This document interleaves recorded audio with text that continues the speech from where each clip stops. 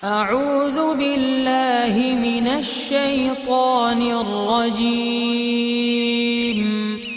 بسم الله الرحمن الرحيم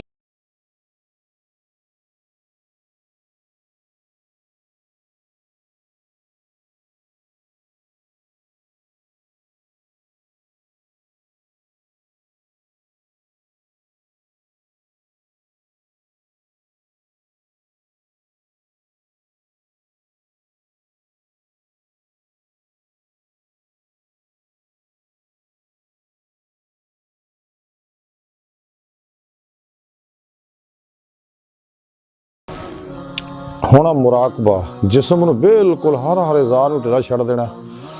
और ज़हन नूं ख्यालात तो बिल्कुल खाली कर देना। अगर ख्याल आउण तो तवज्जो नहीं करनी तो दिल अल मतवज्जो रहना तो दिल दे नाल अल्लाह अल्लाह करी जानी आ, ताकि आस्ता आस्ता इंसान दे ज़ारी शऊर जिहड़ा ज़ारी हवास जिहड़े मुअत्तल हो जाना ते बातनी हवास जिहड़े बेदार होने शुरू हो जाने, क्योंकि दिल दीआं अखां नाल ही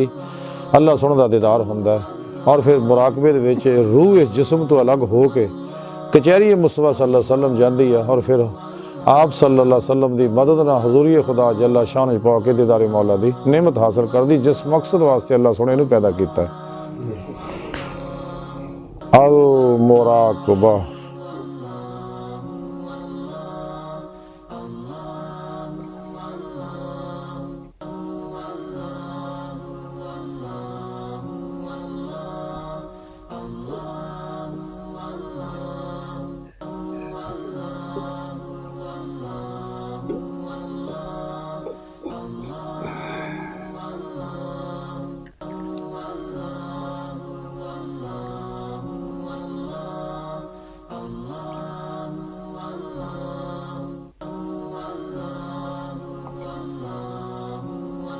एक जिक्र है, उस तो अलावा तसव्वुर इसमें आज़म अल्लाह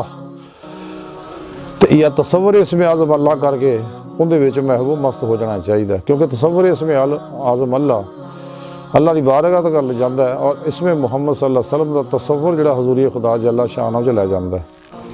जो हजूरी खुदा का तसव्वुर करना उदों इसमें ज़ात अल्लाह का, जो हजूरी मुस्तफा सल्लल्लाहु अलैहि वसल्लम का करना उदों इसमें मुहम्मद। इस वास्ते मुराकबा ज़्यादा तो